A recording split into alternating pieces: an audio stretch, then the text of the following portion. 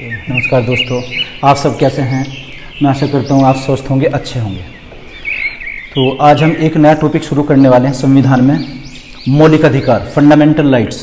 ये एग्जाम के दृष्टिकोण से एक बहुत इंपॉर्टेंट चैप्टर है। प्रीलिम में भी क्वेश्चन आते हैं और मेंस में तो आते ही आते इस पर, है ना, नोट्स लिखने के लिए आते हैं कभी कभी।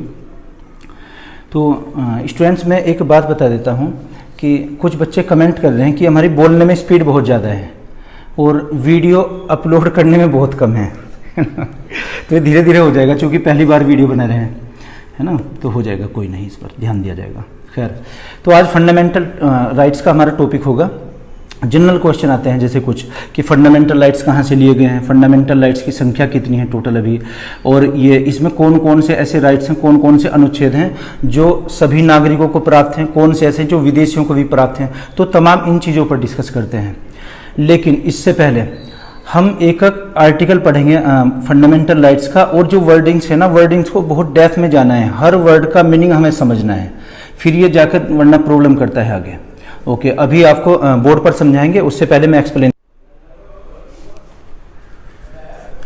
ओके बच्चों, तो फंडामेंटल राइट्स पर कुछ फैक्ट्स हैं, उन पर विशेष ध्यान देते हैं, बहुत इंपॉर्टेंट है।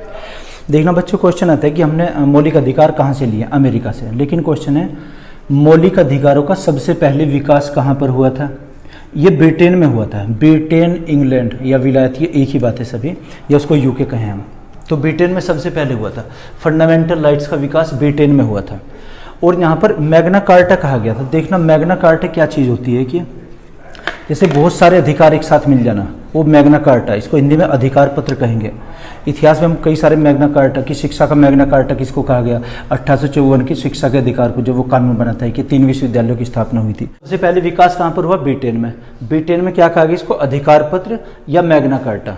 और वहाँ के एक सम्राट थे जॉन, 1215 में उन्होंने अपने हस्ताक्षर द्वारा जारी किया था। ये संविधान में नहीं लिखा गया था। वहाँ के ब्रिटेन के संविधान में मौलिक अधिकार उस टाइम पर नहीं लिखे हुए थे।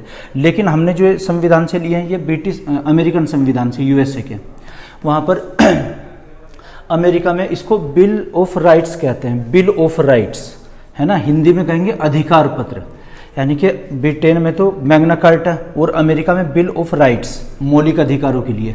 हमने जो मौलिक अधिकार लिए हैं, ये अमेरिका के संविधान से लिए गए हैं। ओके, एक न्यायिक पुनर्विलोकन आएगा वर्ड, न्यायिक पुनर्विलोकन, है ना, इसको कहेंगे जुडिशरी रिवाइव। इसका मीनिंग हुआ कि जैसे संसद या विधानमंडल है, किसी भी राज्य का विधानमंडल है, जब वो कानून बनाएंगे, कोई विधि बनाएंगे, कहीं वो ऐसी विधि ना बना दें कि उसमें मौलिक अधिकारों का ही उल्लंघन हो जाए। तो सुप्रीम कोर्ट इसके लिए अलर्ट रहता है। यानी कि सर्वोच्च न्यायालय को प्रहरी बताया गया है कि सजग प्रहरी, हमेशा कुछ भी अगर कोई उल्लंघन करेगा, उल्लंघन की सीमा तक उसको शून्य घोषित कर देगा। क्वेश्चन आए हुए हैं कि कौन सा अनुच्छेद है जो ये सिद्ध करता है कि सुप्रीम कोर्ट या हाई कोर्ट ये मौलिक अधिकारों का प्रहरी होता है। वो आर्टिकल नंबर इसमें होता है 13 में, अनुच्छेद नंबर 13 में, 12 और 13 में परिभाषा बताई गई है कुछ, तो 13 में आ जाएगा ये।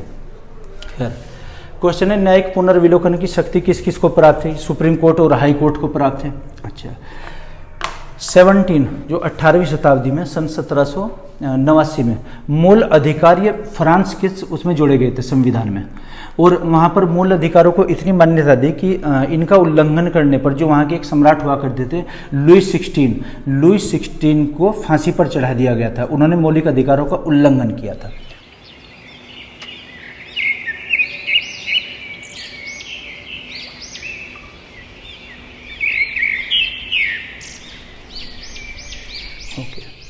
हाँ, तो बच्चों, ये मौलिक अधिकार कहाँ से कहाँ तक दिए गए हैं?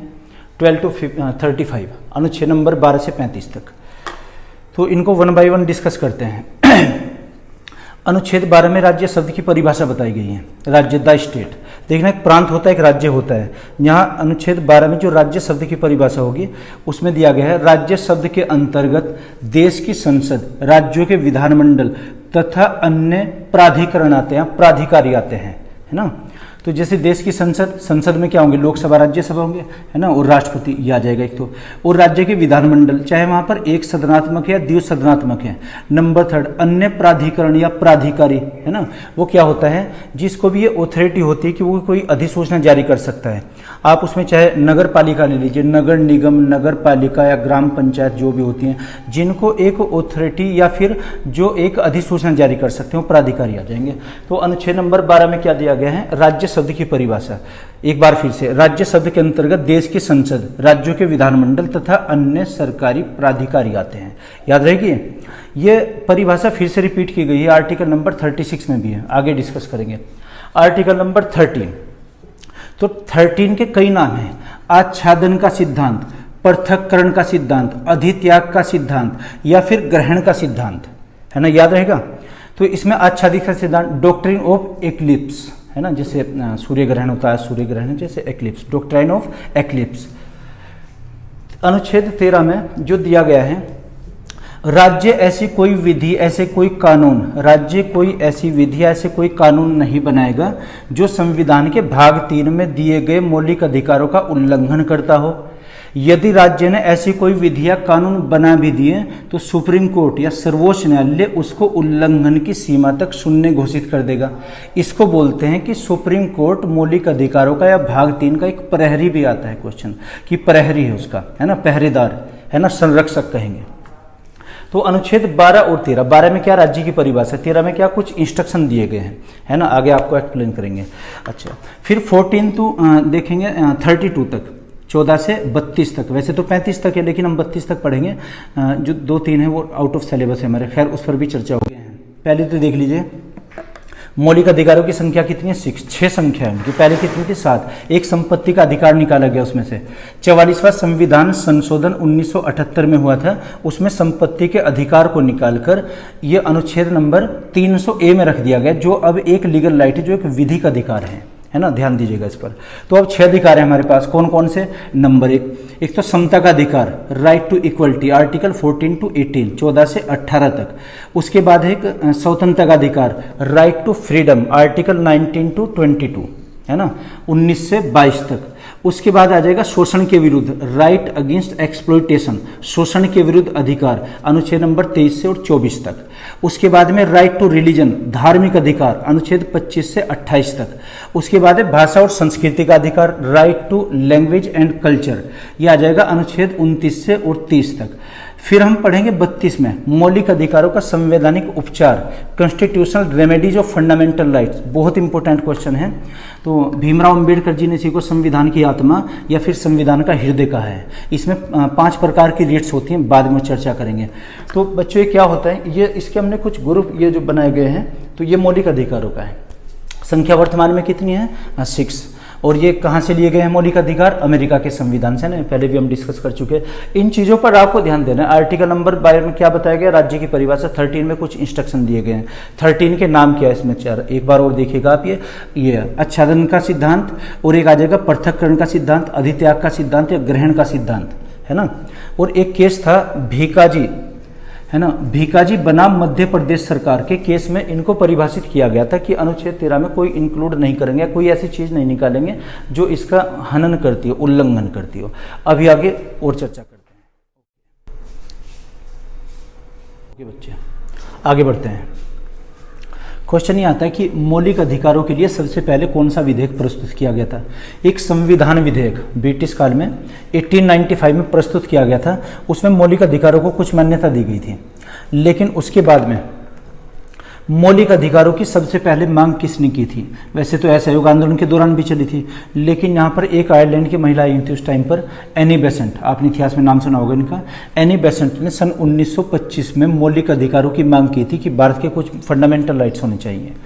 उसके बाद में 1928 में एक नेहरू रिपोर्ट का प्रकाशन हुआ था, किसने छापा था, मोतीलाल नेहरू ने। दिल्ली में एक सर्वदलीय सम्मेलन बुलाया गया था, उसमें मौलिक अधिकारों की मांग की गई थी।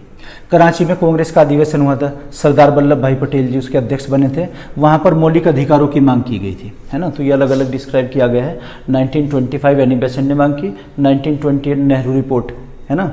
और 1931 में सेकंड जो राउंड टेबल कॉन्फ्रेंस थी, द्वितीय गोलमेज सम्मेलन में गांधी जी ने भाग लिया था कांग्रेस की ओर से। वहाँ पर मौलिक अधिकारों की मांग की गई थी, लेकिन वहाँ पर कोई खास ये रिजल्ट नहीं निकला था। वापस आए थे वो, जब दिल्ली ये वापस आए गांधी जी, तो उन्होंने ये कहा था कि मैं लंदन से खाली हाथ वापस लौटा हूँ, लेकिन मैंने अपने देश को बट्टा नहीं लगने दिया, मैंने अपने देश को गिरवी नहीं रखने दिया, क्योंकि वो मौलिक अधिकारों की मांग करते रहे थे वहाँ पर। और जो ब्रिटिश शासन थे ये ब्रिटेन में, वो एक सांप्रदायिक पंचांग जारी करना चाहते, सांप्रदायिक आधार पर बांटना चाहते थे हमें।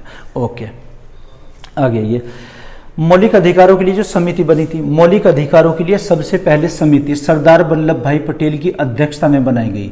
मौलिक अधिकारों की सबसे पहले उप समिति आचार्य JB कृपलानी की अध्यक्षता में बनी थी। JB कृपलानी, जयराम भगवान दास कृपलानी। ओके, आगे 44वें संविधान संशोधन 1978 में। देखना, जब इमरजेंसी लगती है देश में, राष्ट्रीय आपातकाल, आपातकाल 3 प्रकार के होते हैं, राष्ट्रीय आपातकाल, राज्यों में आपातकाल और एक वित्तीय आपातकाल।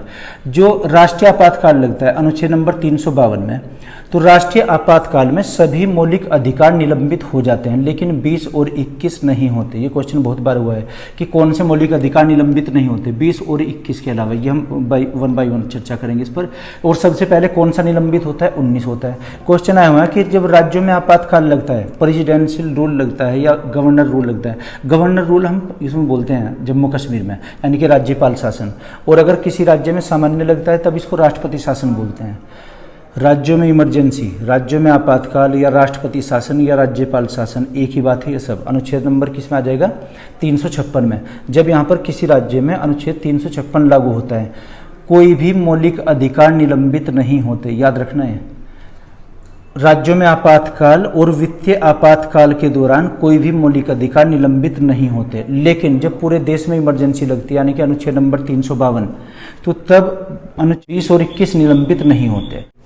एक केस था विश्वेश्वरनाथ के मामले में, सुप्रीम कोर्ट ने फंडामेंटल राइट्स का त्याग नहीं करना किया। हम अपनी मर्जी से, अपने विवेक से अपने मौलिक अधिकारों का त्याग नहीं कर सकते, है ना। ये किस मामले में निर्णित किया गया था, ये विश्वनाथ के मामले में, मध्य प्रदेश का एक ही मामला था। ओके, अभी आगे बढ़ते हैं और करके।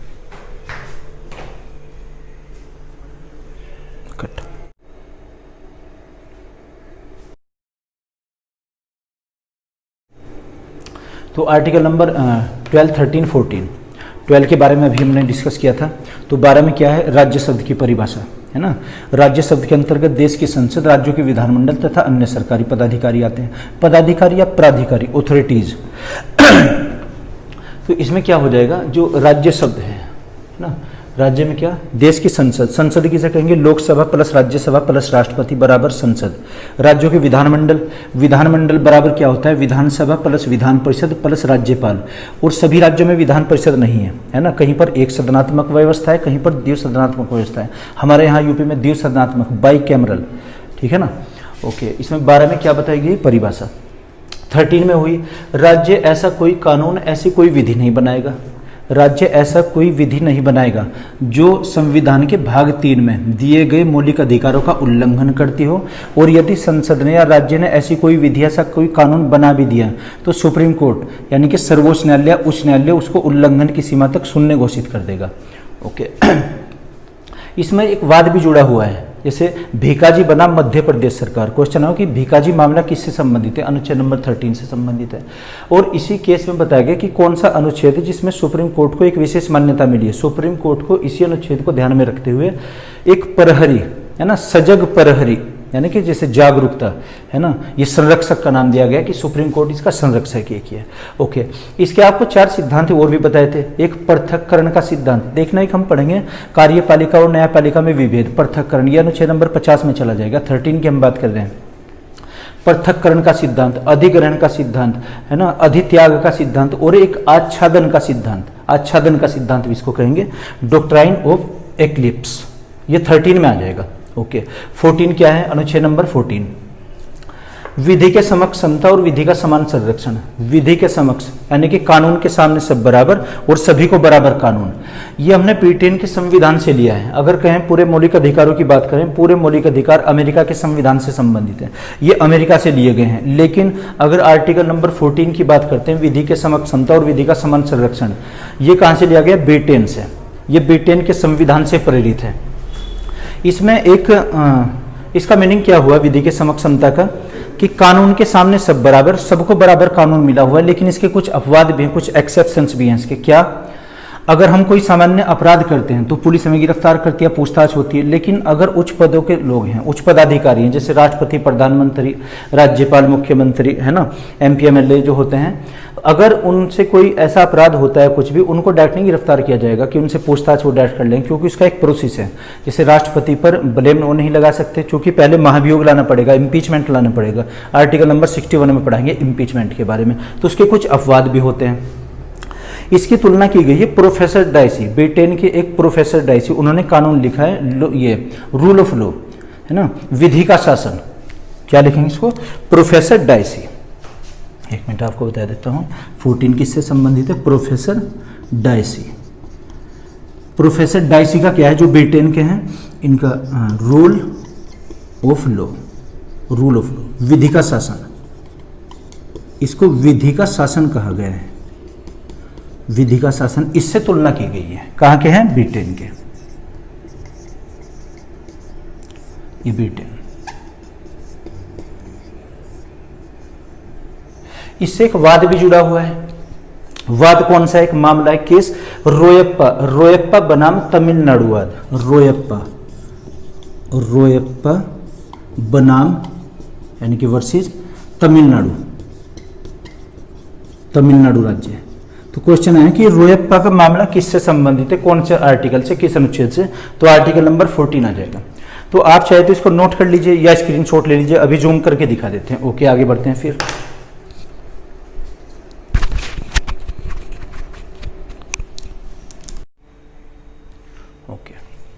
ओके बच्चों, तो अब हम करते हैं आर्टिकल नंबर 15 और 16, दोनों एक जैसे ही हैं, कंपेरेटिवली आपको पढ़ने हैं। देखना अनुच्छेद नंबर 15 में क्या दिया गया है। इसके 4 या 5 पार्ट दिए गए हैं, अब तो वर्तमान में 5 है, 2005 में एक जोड़ा गया था इसमें। तो 15 फर्स्ट, 15 सेकंड, थर्ड, फोर्थ और फिफ्थ। तो 15(1) में क्या है, यहाँ पर देख लीजिए आप, ये बता रहा हूँ। राज्य धर्म, जाति, मूल वंश, लिंग या जन्म स्थान के आधार पर कोई भेदभाव नहीं करेगा। राज्य का मतलब जो हमने अनुच्छेद 12 में जो परिभाषा की है, 5 वर्ष है उसके लिए। धर्म, जाति, मूल वंश, लिंग या जन्म स्थान के आधार पर कोई भेदभाव नहीं किया जाएगा। No discrimination on the ground of religion, caste, race, sex and birth place. इन 5 के आधार पर कोई भेदभाव नहीं किया जाएगा। याद रहेगा बच्चों? ओके, मैं पेन चेंज। ओके, तो ये 5 शब्द आ जाएंगे इसमें। राज्य धर्म, जाति, मूल वंश या लिंग या जन्म स्थान के आधार पर कोई भेदभाव नहीं करेगा। ओके, सेकंड में इन 5 शब्द के आधार पर कहीं पर भी सार्वजनिक स्थानों में प्रवेश से कोई भेदभाव नहीं किया जाएगा। जैसे सार्वजनिक स्थलों, दुकानों, भोजनालयों, मनोरंजन, तालाबों, इनमें कोई भेदभाव प्रवेश से नहीं दिया जाएगा, एक है ना, ये सेकंड में। थर्ड में दिया गया 15(3) में क्या है, यदि राज्य को ऐसा प्रतीत होता है कि किसी कार्य विशेष में, है ना, विशेष में महिलाओं और बच्चों का पर्याप्त प्रतिनिधित्व नहीं है, तो राज्य उसके लिए विशेष प्रावधान कर सकता है। 15(3) में क्या है, यदि राज्य को ऐसा प्रतीत होता है कि किसी कार्य विशेष में महिलाओं और बच्चों का पर्याप्त प्रतिनिधित्व नहीं, तो उनके लिए विशेष प्रावधान किया जा सकता है। ये 15(3) में दिया गया है। 15(4) में क्या है, यदि राज्यों को ऐसा प्रतीत होता है कि किसी वर्ग विशेष को शिक्षण संस्थाओं में पर्याप्त प्रतिनिधित्व नहीं, उनके प्रवेश के लिए विशेष प्रायोजन कर सकता है। और जो 15 जोड़ा गया था 15(5), ये 2005 में 93वें संविधान संशोधन के अंतर्गत जोड़ा गया था। किन्हीं निजी स्कूलों या कॉलेजों में छात्रों के लिए जो प्रवेश के दौरान उनको विशेष आरक्षण दिया जा सकता है, या फिर उनके जो सीट हैं उनको डिक्लेयर की जा सकती हैं पहले ही एक। ओके, ये 93वें संविधान संशोधन था। एक इससे संबंधित है चिरंजीत लाल बनाम भारत संघ का मामला है। क्या नाम है? चिरंजीत लाल बनाम भारत संघ का मामला। उसमें एक व्यक्ति को एक वर्ग माना गया है। क्वेश्चन आया कि एक व्यक्ति को एक वर्ग किस में माना गया? चिरंजीत मामले में, है ना। दूसरा कहा गया कि चिरंजीत लाल का मामला किससे संबंधित है? एक व्यक्ति एक वर्ग हो सकता है। ठीक है ना बच्चों? ओके, ऐसे ही 16 देखते हैं। 16 में भी 4 पार्ट्स हैं। ये कैसे हैं? सरकारी नौकरियों से संबंधित है। जैसे 16 फर्स्ट वही है, राज्य धर्म जाति मूल वंश जन्म स्थान या लिंग के आधार पर कोई भेदभाव नहीं किया जाएगा सरकारी नौकरी में। इसमें एक वर्ड जुड़ जाएगा, सरकारी नौकरियां या कोई ऐसे लोक प्रायोजन। राज्य धर्म जाति मूल वंश लिंग या जन्म स्थान के आधार पर सरकारी नौकरियों में कोई भेदभाव नहीं करेगी। आया ना समझ बच्चों? ओके। उपरोक्त के आधार पर कोई व्यक्ति अपात्र नहीं माना जाएगा। इस ग्राउंड के आधार पर कोई भी अयोग्य घोषित नहीं किया जाएगा। ऐसे 15 में भी लिखा है कि उपरोक्त के आधार पर प्रवेश देने से रोका जाएगा। ओके। थर्ड दिया गया है महिलाओं को सरकारी नौकरी में विशेष प्रावधान किया जा सकता है, ये महिलाओं के लिए दिया गया है। थर्ड नंबर 16 एससी और एसटी के लिए सरकारी नौकरियों में विशेष प्रावधान किया जा सकता है, उनके लिए आरक्षण की व्यवस्था की जा सकती है। और इसमें और भी है, यदि राज्य को ऐसा प्रतीत होता है कि किसी वर्ग विशेष का सरकारी नौकरियों में पर्याप्त प्रतिनिधित्व नहीं है, सरकारी नौकरियों या लोक प्रायोजन में, तो सरकार उनके लिए विशेष व्यवस्था कर सकती है। एक केस इसमें इंदिरा साहनी बनाम भारत संघ का मामला है। इंदिरा साहनी में किया गया कि किसी भी आरक्षित वर्ग को या तो अगर नियुक्ति और पदोन्नति, अगर नियुक्ति के समय आरक्षण दिया गया है तो पदोन्नति में वो सामान्य हो जाएगा, और अगर नियुक्ति में उसने आरक्षण नहीं लिया, यानी कि सामान्य वर्ग में सिलेक्शन हुआ है, अब उसको पदोन्नति प्रमोशन में दिया जाएगा। एक इससे संबंधित प्रसाद समिति है ना, प्रसाद कमेटी, ये क्या क्रीमी लेयर से संबंधित है। पिछड़ों में जो संपन्न लोग हैं, संपन्न प्रोस्पेरस है ना, तो उसमें हर राज्य का अलग अलग हो सकता है। जैसे मान लो पहले ये धनराशि थी 6 लाख रुपए एक वर्ष में, अगर कोई पिछड़ा वर्ग है एससी एसटी में और वो 6 लाख रुपए उसकी अर्निंग है एक वर्ष में, तो उसको आरक्षण नहीं दिया जाएगा। लेकिन ये हर राज्य के लिए और समय समय पर बदलती रहती है धनराशि, जैसे सरकार डिक्लेयर करे। तो क्वेश्चन आया हो कि क्रीमी लेयर का संबंध किससे है? 16(4) से। कौन सी समिति बनी हुई है? इसमें प्रसाद समिति बनी हुई है। पिछड़ों में अगड़े लोगों को, यानी कि कहा गया कि संपन्न लोगों को आरक्षण नहीं दिया जाएगा। तो बच्चों आप इसको अगर नोट करना चाहे तो नोट कर लीजिए, और अगर स्क्रीनशॉट लेना चाहे स्क्रीनशॉट ले लीजिए, जूम हो जाएगा। ओके।